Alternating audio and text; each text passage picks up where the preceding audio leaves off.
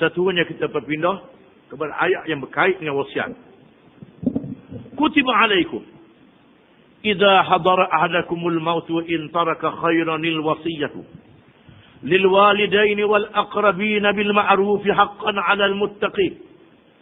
Kamu diwajibkan apabila seseorang dari kamu hampir mati, jika ia ada meninggalkan harta, hendaklah ia membuat wasiat untuk ibu bapa dan kaum kerabat dengan cara yang baik menurut peraturan agama sebagai suatu kewajipan atas orang-orang yang bertakwa.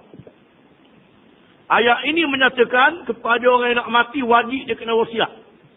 Harta dia nak beri anak ni kepada orang ni dengan adil. Ayat ini telah dinasahkan, dibatalkan hukum. Dengan ayat yang berkait dengan pesaka. Dalam surah An-Nisa dan surah yang lain ada juga, kebanyakan surah An-Nisa menjelaskan hukum yang berkait dengan pesaka.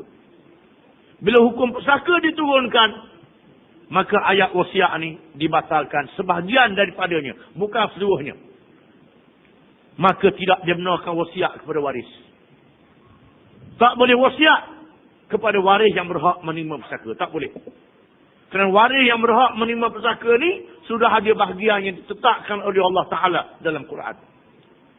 Wasiat boleh diberi kepada orang lain. Waris yang tak menerima pesaka, itu boleh diberi wasiat padanya. Syaratnya wasiat itu jangan lebih daripada 1/3. Sebanyak-banyaknya 1/3. Waris yang tak menerima pesaka ni ialah di antaranya cucu di pihak anak perempuan. Itu tak boleh pesaka. Kerana hukum Islam memberatkan pihak lelaki. Cucu daripada anak perempuan tidak ada pesaka. Tak ada pesaka. Tapi dah ada pesaka daripada ayah dia kot lain pula, yang diketahui oleh Allah Ta'ala. Kita jangan berasa sakit hati dan sebab ni. Allah Ta'ala buat molek dah. Molek dah Allah Ta'ala buat. Begitu juga mak saudara belah mak. Tidak ada pesaka. Ini dikenali dengan zawil arham. Mereka adalah merupakan silaturrahim. Wajib dihubungkan silaturrahim. Ini waris, tetap waris. Tapi dalam bab pesaka tidak ada dalam Quran. Kita boleh memberi wasiat kepada mereka yang tak boleh terima pesaka. Tetapi wasiat itu jangan lebih daripada 1/3. Ini berdasarkan kepada hadis Nabi sallallahu alaihi wasallam apabila Sa'ad bin Abi Waqqas radhiyallahu anhu sakit berat ketika berada di Mekah. Lalu dia dizarahi oleh Nabi sallallahu alaihi wasallam. Lalu dia kata, ya Rasulullah, saya ni ada harta banyak. Saya tidak ada anak. Malaikat seorang anak perempuan saja, ya Rasulullah. Bagaimana kalau saya nak wasiat dengan seluruh harta saya? Hak tinggalkan anak ada dah. Hak baki tu saya nak wasiat. Wasiat tu tak mahu wik anak-anak lah. Alaikot kot tu. Nak wik kot lain, nak wakah tu wakah kot ni. Rasulullah kata, jangan. Jangan. Ya Rasulullah, an-nisbu 1/2. Rasulullah kata, la. Jangan. Was-thuluthu 1/3 bagaimana? Jawab Rasulullah, as-thuluthu kabirun au kathirun. Fa innaka in tadara warasataka aghniyaan khairun min an tarahum alatan yatakaffafu sannas. Wahai Sa'ad, wasiat 1/3 itu sudah besar. Sudah besar jumlahnya ataupun sudah banyak jumlahnya. 1/3 itu paling besar berdasarkan kepada hadis ini. Oleh kerana itu tak boleh wasiat dengan 1/2. 2/3 semua sekali. Mestilah 1/3 sebesar-besarnya 1/3. Kurang pada tu tak apa. 1/3 ni sudah besar, sudah banyak. Sesungguhnya wahai Sa'ad, engkau meninggalkan waris-warismu dalam keadaan ada harta terima pesakamu. Lebih baik daripada kamu meninggalkan waris-warismu dalam keadaan meminta sedekah. Maknanya wahai Sa'ad, mu tak mahu ngalir lah harta ke waris-waris. Hak yang boleh terima pesaka ni kononnya. Itu maksudnya. Wahai Sa'ad, mu tinggal warismu ada harta. Hak mu tinggal ni, walaupun sepupu, walaupun pak saudara, walaupun adik-beradik, lebih baik dia ada harta daripada mu tinggal dia dalam keadaan dia minta sedekah.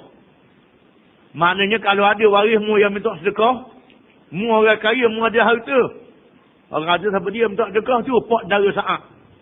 Oh, dia kaya saja tak tolong pak dara dia. Mu dah mati dah. Orang kutuk mu. Itu maknanya. Mu mati. Kononnya tak mahu ke adik-beradik, nak ke anak dia, anak puang dia. Adik-beradik tak mahu. Dia buat wasiat. Bila mu mati, tiba-tiba adik-beradik mu minta sedekah. Oh, tanya adik-beradik siapa dia? Adik-beradik saat. Apa rasamu masa itu? Itu maksudnya. Ini menjaga maruah keluarga. Walaupun Sa'ad bin Abi Waqqas tak mati dengan sakit itu. Tak mati dengan sakit itu. Dan dia dipanjangkan usia. Sehingga di zaman Sayyidina Umar Ibn Khattab radhiyallahu anhu, dia ditugaskan untuk memimpin bala tentera Islam menawan negeri Parsi. Sampai zaman Sayyidina Umar dia hidup dan membebaskan Parsi. Jatuhnya Parsi dengan pimpinan daripada dia, dan dia dianggap sahabat 10, salah seorang 10 sahabat yang dijadikan syurga oleh Nabi SAW. Dan lepas pada itu dia ada anak banyak pada itu. Tapi hadis ni menjadi dalil kepada ulama-ulama Islam dan orang Islam sehingga hari kiamat dalam bab wasiat, tak boleh beri wasiat lebih daripada 1/3. Faman badalahu ba'da ma sami'ahu fa innama ismuhu 'ala alladhina yubaddiluna innallaha sami'un 'alim. Kemudian sesiapa yang mengubah mana-mana wasiat sesudah ia mendengarnya, maka sesungguhnya dosanya hanya ditanggung oleh orang-orang yang mengubahnya. Sesungguhnya Allah amat mendengar lagi amat mengetahui. Wasiat tulis molek dah tapi nyerobah. Nyegobah wasiat dia tulis mula. Nyewak banyak, nyewak kenayat. Dosa akan ditanggung oleh orang yang mengubah wasiat itu. Kalau ada wasiat yang bertulis. Ayat ini tidak dinasahkan. Tak dinasahkan ayat ini. Dia beri wasiat kepada si anu nak wakaf dan sudah bertulis wasiat tu. Tiba-tiba dibuang wasiat itu. Ataupun dia menjadi saksi. Kepada orang yang nak mati, aku nak wasiat ni. Tiba-tiba dia pelawak, dia kecek. Tak menyampaikan wasiat. Maka dosanya ditanggung oleh orang yang meminda wasiat itu. Dosanya kena hukum pada hari kiamat lah. Kalau dia tidak bertaubat. Innallaha sami'un alim. Sesungguhnya Allah itu maha mendengar lagi maha mengetahui. Jaga baik, Allah Ta'ala dengar apa yang bercakap. Allah Ta'ala tak lupa sampai bila-bila. Mungkin cek macam mana sekalipun. Dan Allah Ta'ala mengetahui. Allah Ta'ala tahu. Jangan tipu, tak boleh tipu. Kalau tipu dalam perkara wasiat, nanti menerima hukum Allah Ta'ala. Hari ini banyaklah, terutamanya yang tak bertulis. Bila tak bertulis, hak ibu bapa wakaf kesedip punya gomoh macam. Pasal apa tak bertulis? Padahal dia dengar cakap. Itu kena tanggung hari kiamat kelak. Banyak kini yang saya terima. Wakaf ke surah, wakaf ke masjid, wakaf ke macam-macam. Oleh kerana tak tulis, dia gomoh dia. Jadi saka juga. Ini dia tipu lah. Disebut dalam satu hadis, man zalama qaida shibrin minal ardi, tawaqallahu yawmal qiyamati ala unutuqi shibran min sab'i aradin, atau kama qal. Barang siapa yang menzalimi sejekal tanah di atas dunia ni, Tuhan akan bebankan di atas leher dia sejekal 7 lapis bumi pada hari kiamat kelak. Maksudnya kalau tanah yang diwakaf tu suku ekar 7 lapis bumi. Dalang dia lebih pada suku ekar lagi. Nak kata berapa ribu ekar dalam bumi ni. Letak atas kepala, letak atas skop pada hari kiamat kelak. Oleh kerana itu, jangan kita buat main-main dalam perkara wasiat ni.